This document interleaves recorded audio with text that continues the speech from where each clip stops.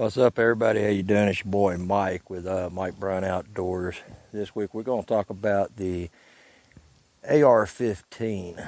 There's a lot of rumors and misconceptions about the AR-15. First, I want to talk about the history of the AR-15. The AR-15, a lot of folks have the misinformation out there that the AR stands for assault rifle. That's not correct. That is misinformation. Some people say that the AR stands for automatic rifle. That again is a misconception. The AR actually stands for Armalite rifle, model 15. This weapon platform was made by aerospace engineer by the name of Eugene Stoner. The AR-15 was originally fielded and seen action during the Vietnam War with SEAL Team 2, who I can't think of the lieutenant's name right off the top of my head. It's drawing a blank, but anyway, the lieutenant with SEAL Team 2 purchased the AR-15s at a local gun store there in Tampa before they deployed to Vietnam, and the SEALs used it in the Mekong River Delta. But anyway, the rifle system itself was built around the round.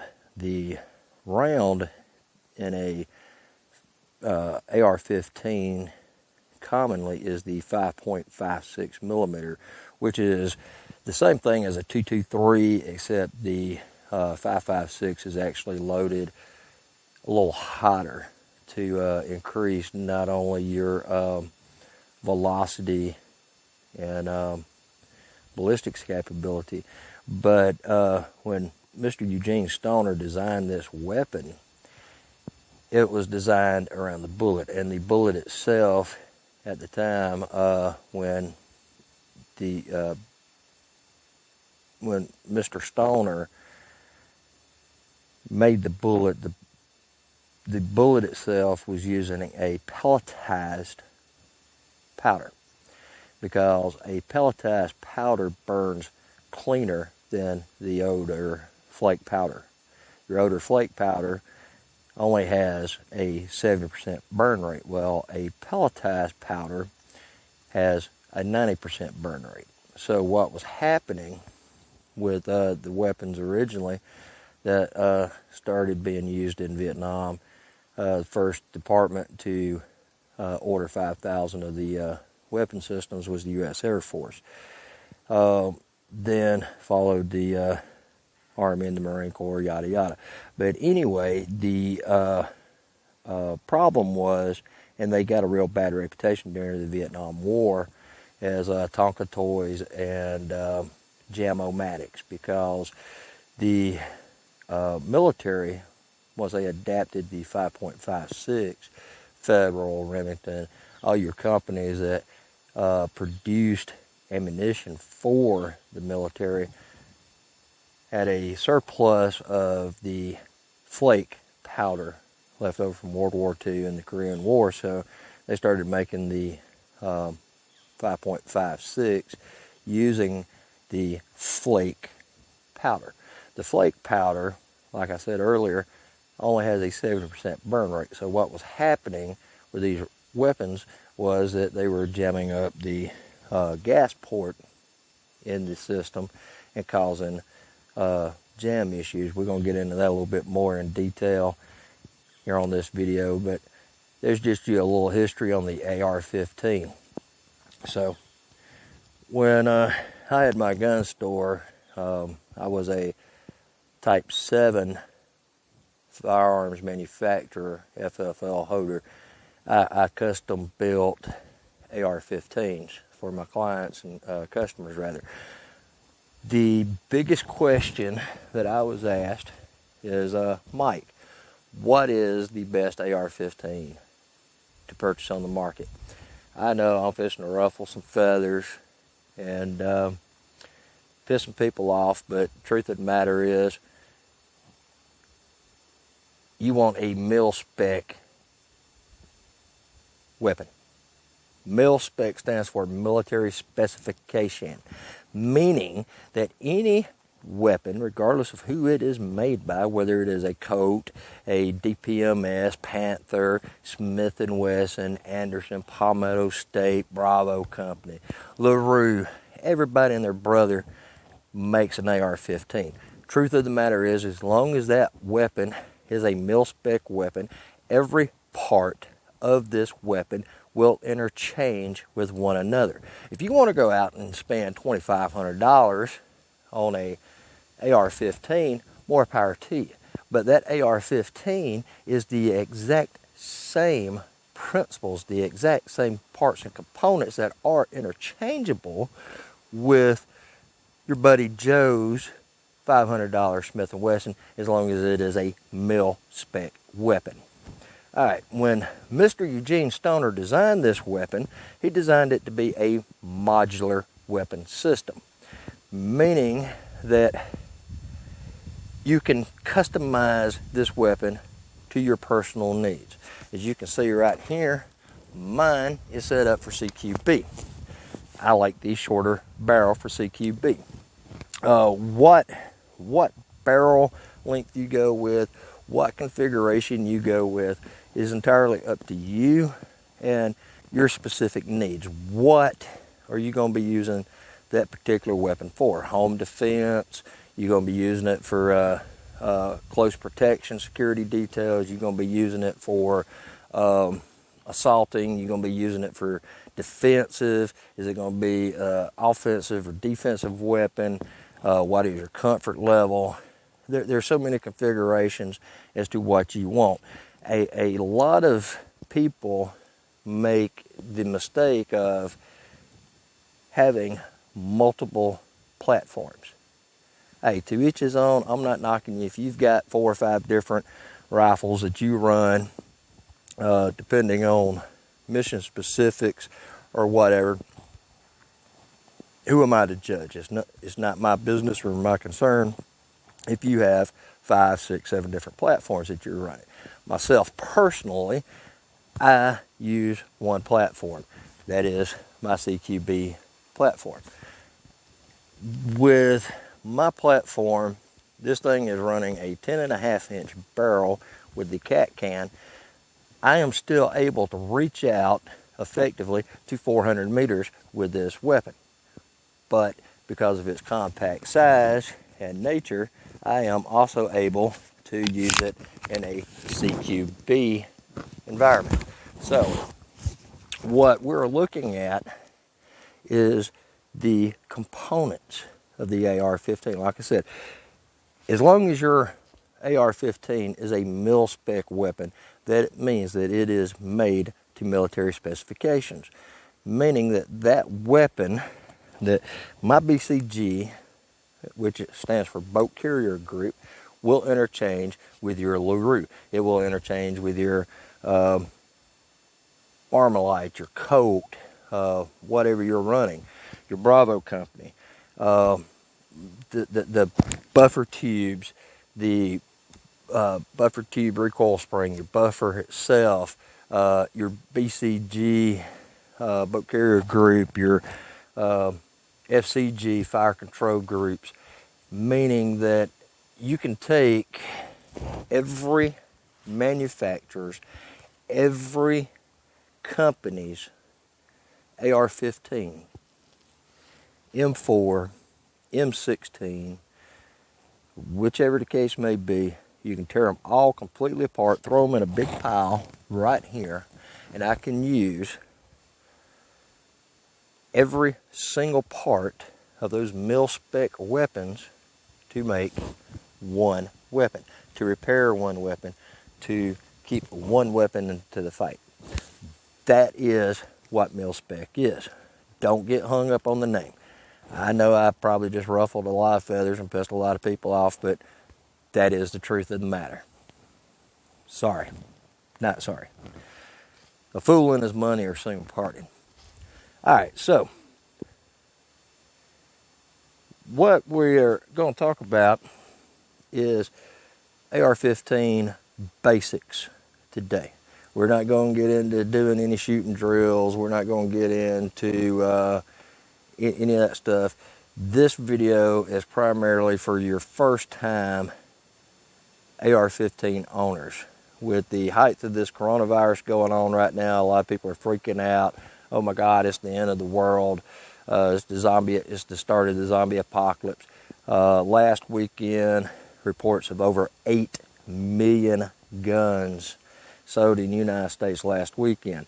Majority of those weapons were AR-15s. The AR-15 was the primary weapon purchased. So for those of you who are brand new to the AR-15, don't know what it is, don't know how to run it, don't know how to safely operate it, this video is for you. Stay tuned. Okay, first of all, let me get a few things off my chest. This is a rifle. A rifle. It is not an assault weapon. It is not an assault rifle. This is just a rifle. This is a tool. This is a weapon. If I go out here and pick up one of these sticks or one of these rocks and I hit you with it, then it is an assault weapon. Whether it's a stick or my old swimming pool ladder back there that I used for shooting barricade. If I hit you with it, that is an assault weapon. This is a rifle, not an assault weapon, not an assault rifle. Just a plain old everyday rifle. Okay? Second of all, this is a magazine. Magazine, not a clip. It is not a clip. It does not hold papers together. The closest thing that you're going to find that is considered a clip for an AR-15 is attached to your ammo that you will buy in the green ammo cans, whether it's your XM193s or any of your federal military cans. They will come on a little thin metal strip for speed loading into your magazine. Let me say it one more time for you slow folks in the back. Magazine. Stop calling it a clip. This is a magazine that goes into your weapon, your rifle. Just a rifle. All right, so how do you set up your AR-15? How do you set up your carbine, your quote-unquote M4? First of all, you don't have an M4. You have an AR-15. M4 is a configuration, but a true M4 has a 14.5-inch barrel and a 3-shot burst capability. Your weapon that you own, unless you have a class 3, which I seriously doubt you're going to have that because your lower receiver would have been manufactured prior to 1985 for you to have a full auto or one with a selector switch. Unless you're in SWAT or military, then that is your issued weapon. It's not your weapon. It is the government's weapon or the departmental weapon. But anyway, how do you set up your rifle? That depends on your needs and what you're going to run that weapon for. Thing is, you do not want to overkill. There's no need in having flashlights and lasers and forward grips and all kinds of stuff. This is your rifle. It's not a Swiss Army knife, okay? Don't overdo it. All that stuff adds weight to your weapon. There's an old saying in infantry, ounces equal pounds, okay? Keep it light, keep it simple. KISS, K-I-S-S, keep it simple, stupid. Okay, myself personally, my gear and my weapon are set up for C.Q.B, close quarters battles. So I want my weapon slim. I want it slim. I want it light. I want it low profile. So that way when I'm driving through, I have a lower silhouette, less stuff to snag, and it's lighter, okay? I'm just running a holographic reflex. I'm running pop-up sights on a 45-degree offset. We'll get into all that once we get into the videos of doing various shooting drills with this weapon. Sling. Some folks want to run a 1-point sling. Some folks want to run 2-point, whatever. I myself personally, I like the old 2-point sling, so that way when I'm firing my weapon, if I'm firing my weapon out on the range, and let's say I'm going to do a transition from my weapon to my secondary weapon, my handgun, it just falls right into place that I can perform a function drill, whatever is necessary, get my weapon back in. It's right there.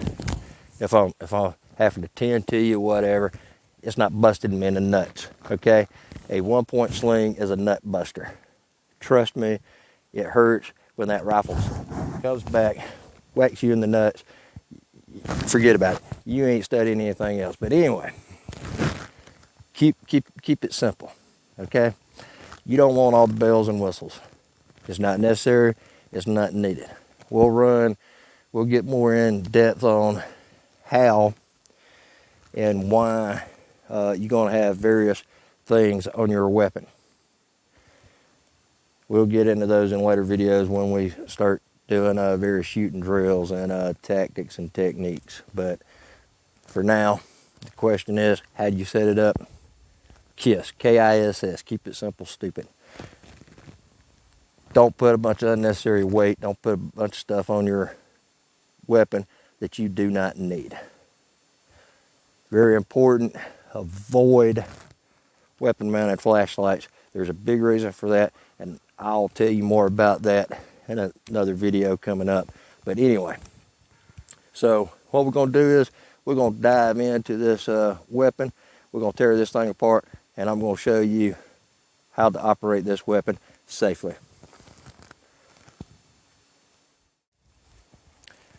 Okay, so what is at the heart and soul of your AR-15? Remember, AR-15 stands for Armalite Rifle Model 15, not assault rifle. People, please stop. Okay, so at the heart of this, let me take this sling off, make it a little easier for me to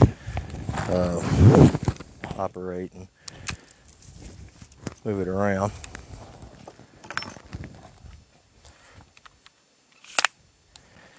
Okay, so your basic functions on this AR-15, regardless of which configuration you have, are all pretty much the same.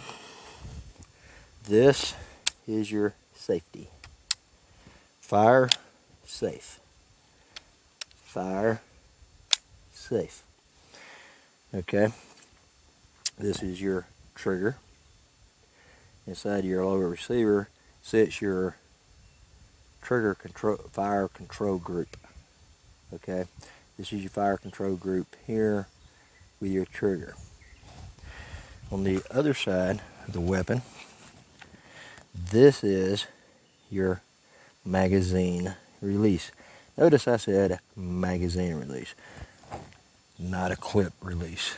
Magazine release. Once you mash that, your magazine is going to fall to the ground. And I missed it. It actually fell in the mud. Oh well, clean it up later. So this is your ejection port, or you're covered by what is called a dust cover. It helps to keep the trash out of your BCG, which is your boat carrier group on this weapon. which can cause it to jam or to have a malfunction. The biggest problem that people have with the jamming issues on the AR-15 is the gas port. This is a gas impetation system. Right here on this weapon, once you knock your safety off, squeeze your trigger, your hammer comes forward, striking your firing pin inside of your BCG, which hits the primer on your casing, which ignites the powder, producing pressure to drive your bullet down the barrel of your rifle. Right here is a gas block on this particular rifle. So the gas trapped behind your ballistic before it leaves the projectile, before it leaves the muzzle of the weapon, is sending gas into a tube that runs right along the top edge of your forearm. That gas blows into your gas cup on your BCG or your boat carrier group. As the gas hits your gas cup, it drives your BCG to the rearward position into your buffer tube assembly, which is also part of your stock system. This recoil buffer spring is going to send it forward, stripping the next round off, chambering the next round, and the cycle is repeated. For demonstration purposes, I am using my charging handle to actuate the BCG. In reality, this will not move unless you use it to cock your weapon. This is your charging handle. Alright, that is how this weapon operates. So, with this weapon, it's like any other weapon. You have to clean it, you have to maintain it, and be safe and be responsible with it. This weapon can be a lot of fun, and unfortunately, it can also be very dangerous. So, the weapon or the rifle is merely a tool. It is how that tool is used as to whether or not it becomes dangerous. So be safe, be smart, watch your six, situational awareness. See, just like that little baby snake that snuck up on me earlier. Be aware of your surroundings. It's getting that time of the year, finally. Till next time, be safe, take care of one another. See ya!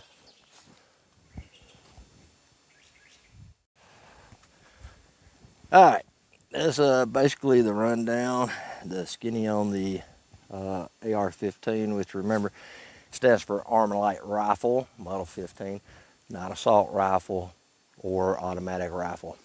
But Armalite, designed by Mr. Eugene Stoner, very dependable, lightweight, modular weapon system. If you like this video, if you like to comment on it, just comment below. I check the comments, and if you like the video and want to see more, please subscribe to this channel, like our video, share it, get the word out, click on the bell to get notified when we post new videos.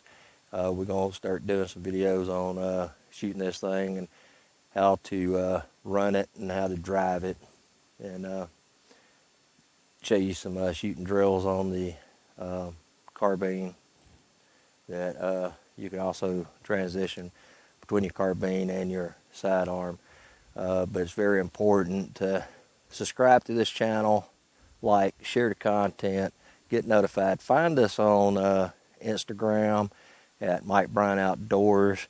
Find us on Facebook at Mike Bryant Outdoors or Mike Bryant Fishing. We have 2 pages set up there. I check both of those regularly.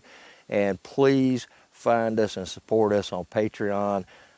I would love to be able to bring you more in-depth content on maybe the complete build of the AR-15, buy a parts kit and put it together for you.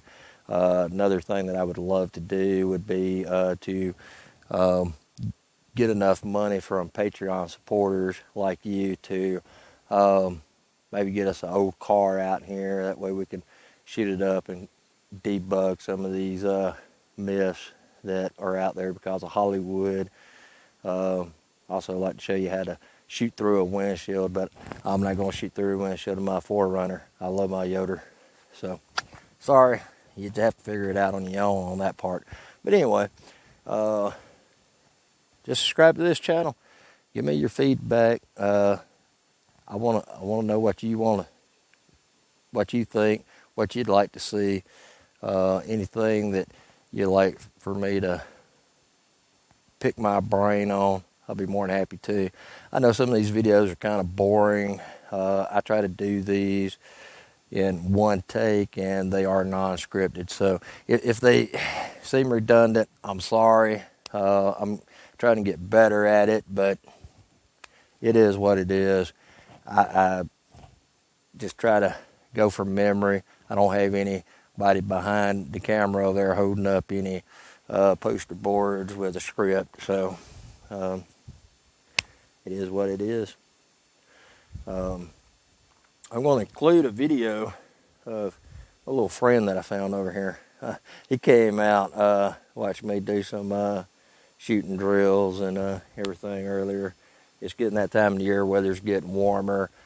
Snakes are out, they're moving around, they're crawling around. That was just a little baby yellow-banded king snake.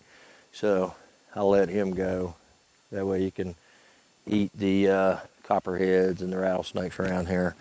But it is getting that time of the year, so please, when you're out here enjoying the great outdoors, be careful, watch where you put your feet, and especially where you put your hands, okay?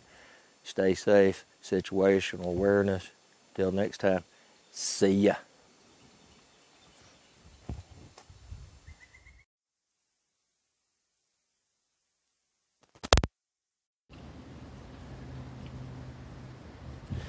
Alright, so I'm out here to do a video for Mike Bryant Outdoors, and apparently we got a little fan here that came to check out the live taping of Mike Bryant Outdoors.